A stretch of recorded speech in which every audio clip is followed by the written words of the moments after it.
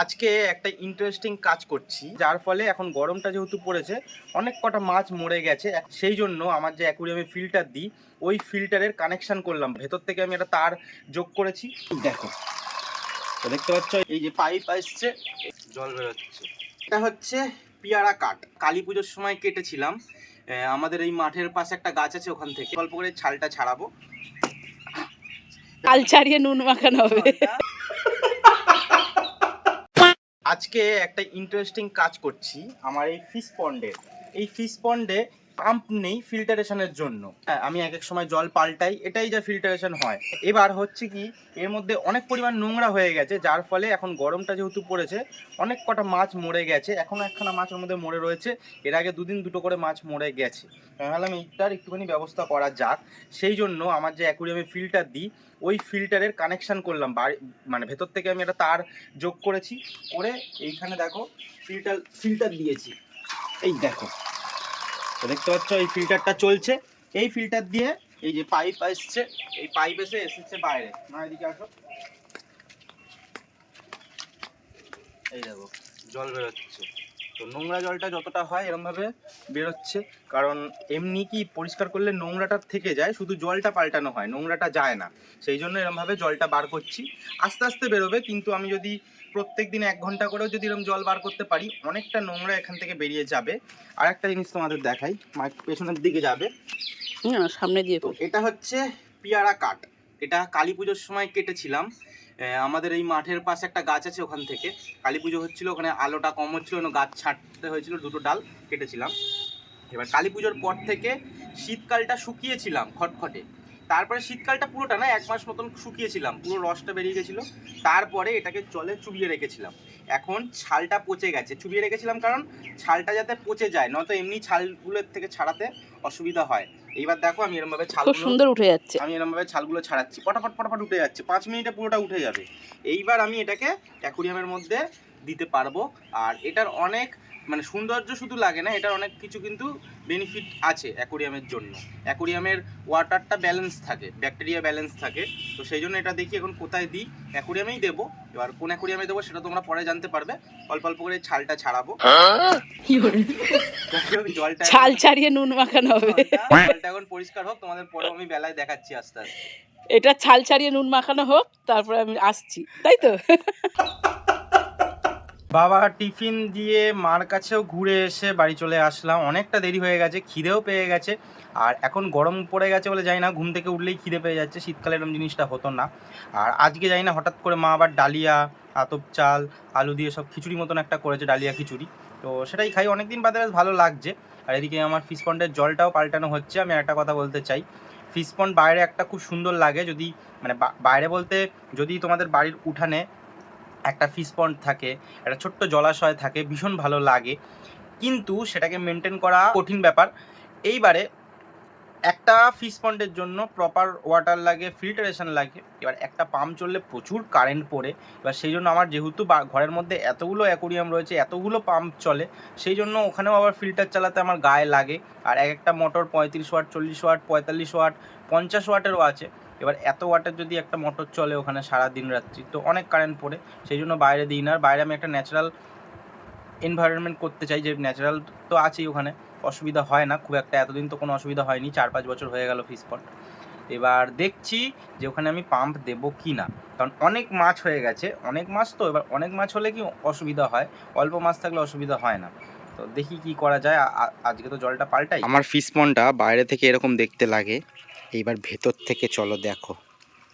ওই দেখো আবার একখানা ব্যাঙ রয়েছে, আবার বাবারি, ব্যাঙ রয়েছে। তো কতটা গভীর খালি দেখো, আর কতটা অনেক জল, অনেক মাছ ঘোরার জায়গা। খালি নোংরাটা না হলেই একদম কোনো অসুবিধাই হবে না। আর এই জায়গায় যেমন চাইবো তেমনই মাছ আমি পুষতে পারবো।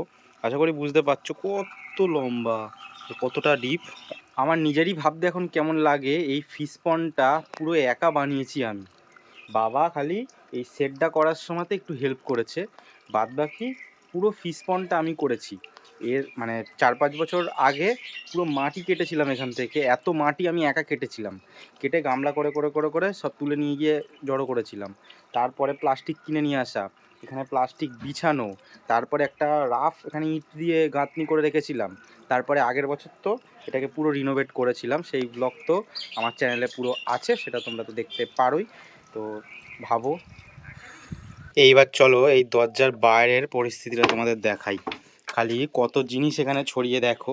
এই ব্যাগটার মধ্যে এত জিনিস থাকে, তার থেকে শুরু করে ফিল্টারের সব জিনিসপত্র, অনেক টুকরো টাকরা জিনিস আছে যেগুলো মানে সময় বিশেষ কাজে লাগে, সব রেখে রেখে দিই। অনেকগুলো পাম্প আছে, ছোট বড়, যখন যেই পাম্পটা দরকার পড়ে সেই পাম্পটা চালাই। অনেক পাম্প মনে হয় খারাপ হয়ে গেছে, একটা দুটো হয়তো খারাপ হয়ে যেতে পারে। এই 3টে পাম্প, সব অ্যাকুরিয়ামে তো পাম্প লাগানো আছে, এত জিনিস সব পাম্পের। ওখানে পাম্পটা ফিট করার জন্য একটা জিনিস পাচ্ছিলাম না, সেই জন্য পুরো ব্যাগের সব জিনিস নামাতে হলো, নামিয়ে এবার জিনিসটা পেয়েছি। এবার এই ব্যাগটাকে আবার গুছিয়ে সব রাখতে হবে, এটা একটা বড় চ্যালেঞ্জ। ওদিকে জলটা তো পরিষ্কার হচ্ছে, আমি ততক্ষণ একটু ঘরের কাজ করি। মা স্কুল থেকে চলে এসছে বাড়ি, এসেই বলছে আমি না আজকে একটা সুন্দর গিফট পেয়েছি, তোকে দেখাচ্ছি। আমি বলছি, না না, আমাকে শুধু দেখিও না, সবাইকে দেখাও।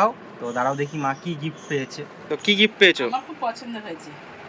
এই দেখো কি এটা? এরকম পুঁতির হার আছে। হার? হ্যাঁ। বাবা এবার কেমন গো? হেভি সুন্দর। মালদি গেছিল এর আগেও পুরীতে, দুল নিয়ে এসেছে। হ্যাঁ, কে দিয়েছে বলো? হার নিয়ে এসেছে, আমরা একসাথে কাজ করি। হ্যাঁ, স্কুলে মালদি। ওরে সাবাস, ভালো লাগে না? স্টাইলিশ। আমার একটু স্টাইলিশ, একটু আনকমন জিনিসই ভালো লাগে। ঠিক আছে, এই যে পুরীর প্রসাদ। এটা জিনিসটা আনকমন আছে। প্রসাদ আছে? হ্যাঁ, প্রসাদটা কই? প্রসাদ তো দাও, গজা খাই। প্রসাদ তো আমি বললাম শুভ গজা খেতে ভালোবাসে। এই গজা ওই ছোটটা খাবো। না না, এটা বেশি ভালো। হ্যাঁ, মানে এটা তা ভাঙো ভাঙো ভাঙো, তুমিও খাবে আমিও খাবো। আওয়াজ নরম গো কি। হ্যাঁ, পুরীর এগুলো গজা তো প্রসাদ তো না, দোকান থেকে সবাই কিনে নিয়ে আসে, কিন্তু অমৃত যেন লাগে, এগুলো ভীষণ ভালো খেতে লাগে। আশা করি তোমাদেরও। আর কিছু বলবে? এই যে পুরীর প্রসাদটা পুজো দিয়েছি, জগন্নাথ খেতে আছে। বেশ পড়ে আছে এটা। করবো এটা অন্যরকম, এরকম হাত দেখিনি আমি। রবিবারে অনুষ্ঠান এতে যাব, মা সিদ্ধেশ্বরী ওখানে নেমন্তন্ন আছে, তখন তো পড়ে যাবে। এরকম হাত দেখিনি আমি আগে। ভালো যে কাদের কাদের ভালো লাগছে তোমাদের একটু জানিও। হ্যাঁ, লাইক কমেন্ট করে একটু। এই জায়গাটা হয়েছিল কালী পুজোর প্যান্ডেল, আর এই যে দেখতে পাচ্ছ পেয়ারা গাছটা রয়েছে, এই পেয়ারা গাছটার থেকেই ডালটা কেটে নিয়ে যাওয়া হয়েছিল। ড্রিপ টুট যেটা দেখলে তোমরা, এদিকে দেখো আমার ড্রিপ টুট পুরো ছাড়ানো হয়ে গেছে। দেখো একদম কেমন লাগছে এবার, পুরো ছাল। এই যে এইখানটাতে আগেই ছাড়িয়ে রেখেছিলাম, এখন এই জায়গাটা যে ছাড়ালাম এতটা ছাল, এইবার আর কোনো অসুবিধা হবে না। এবার এর থেকে আর একটুখানি কষটা বেরোবে, তো বেরিয়ে যাক, ততদিন তো এই ফিশ পন্ডের মধ্যেই চুবিয়ে রাখবো, তারপরে এটাকে অ্যাকোরিয়ামে দেব। তো আপাতত এখন এটা এর মধ্যে থাকুক। দাঁড়াও আমি দেখাচ্ছি।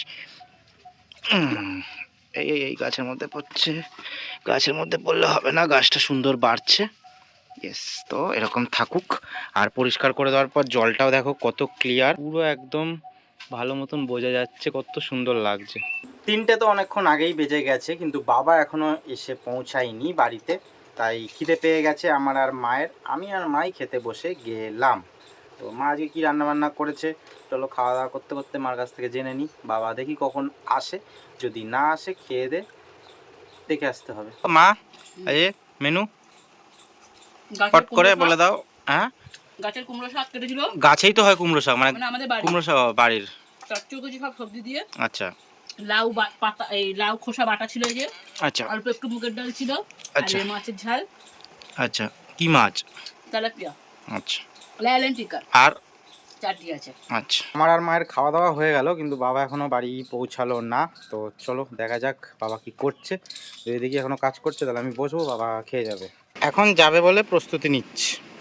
চলে আসলাম বাড়ি। তো মা এবার কিছু বলতে চায়, মা বলো। কি বলবো, এখন ফল খাবো, কোনো কিছু বলার সিন নেই। হ্যাঁ, তো ফলটা কখন কিনে নিয়ে আসলে? আমি এনেছি, তুই এনেছিস? আমি আনলাম কখন? যখনই হোক এনেছিস। কালকে সন্ধ্যেবেলায় আমরা বন্ধুরা মিলে একটু বেরিয়েছিলাম, তো ভাবলাম যে মার জন্য একটু ফল নিয়ে আসি। মা একটু ফল খেতে চায় দুপুরবেলা করে, একটু মৌসুম্বি নিয়ে আসি। কদিন আগে প্রেশার লো ছিল, তো একটুখানি দেখতে হবে সব দিকে ব্যাপারটা। বলো। ভালোবাসি, আমার কথা খুব খেয়াল রাখে আমার ছেলে। এসব বলবে না, ভালো করে বলো। ওটা আমার ছেলে সবকিছু খেয়াল রাখে আমার। এই যে ফল এনে দিয়েছে, জানে প্রেসার লো হয়ে পড়ে থাকলেই তো আমাদের জ্বালা, সেই জন্যই সুস্থ রাখতে চাইছে। এটা হচ্ছে আসল কথা। আর কি দেখো, আমি আঙুর ভিজিয়ে দিয়েছি জলে, 1 ঘন্টা ভিজবে, তারপরে খাবো। আর তোমরা যারা বেশি করে আঙুর নিয়ে আসো, আর আঙুরের ডাল সমেত ফ্রিজে ঢুকিয়ে রাখবে না, এরকম করে ছাড়াবে, ছাড়িয়ে এই যে এইভাবে কন্টেনারে রাখবে, দেখবে অনেক দিন অবধি আঙুর তোমরা এখানে এখন আঙুরের দাম এবারে কমে যাবে, 1 কেজি 2 কেজি আনবে আর ছাড়িয়ে এরকম ফ্রিজে রেখে দেবে। আমি ব্লগটা অনেকক্ষণ আগেই শেষ করে দিতাম, কিন্তু আসলাম অনেকক্ষণ বাদে। এখন বাজে প্রায় 5:30। এখন নতুন এক রকমের জ্বালাতন শুরু হয়েছে কিছুদিন যাবৎ।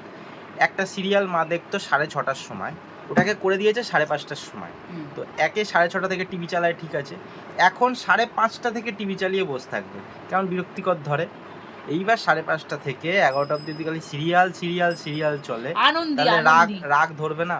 বন্ধ করে দেবো কি এটা দেখে, আনন্দটা দেখে বন্ধ করে দেবো, তারপরে হ্যাঁ, যা ইচ্ছা করুক, সিরিয়াল দেখুক। আজকের জন্য আমি টাটা বলছি। তো কি আর করবো, সবাই ভালো থেকো, সুস্থ থেকো, সাবধানে থেকো, মাথা ঠান্ডা রেখো, টাটা।